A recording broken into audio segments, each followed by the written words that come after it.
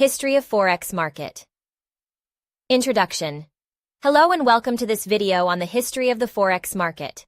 Forex, short for foreign exchange, is the largest and most liquid financial market in the world, with over $6.6 trillion traded every day. It allows individuals, institutions, and governments to buy, sell, and exchange currencies. In this video, we will take a look at the history of Forex, from its early beginnings to the modern-day global marketplace. Part 1. Early Beginnings. The Forex market has its roots in ancient times, when traders exchanged coins and other forms of currency for goods and services.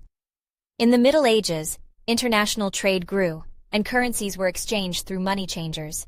These money changers would exchange coins from one country for those of another, charging a commission for their services.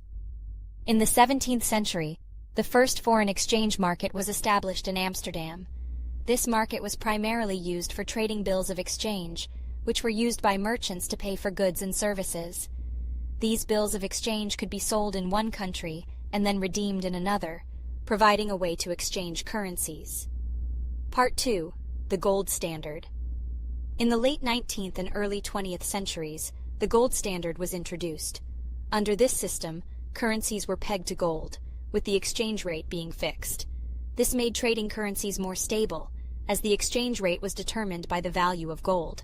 However, the gold standard was abandoned during World War I, as governments needed to print more money to finance the war effort.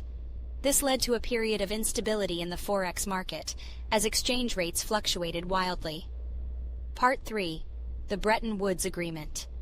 In 1944, the Bretton Woods Agreement was signed, which established a new international monetary system. Under this system, currencies were pegged to the US dollar, which was in turn pegged to gold.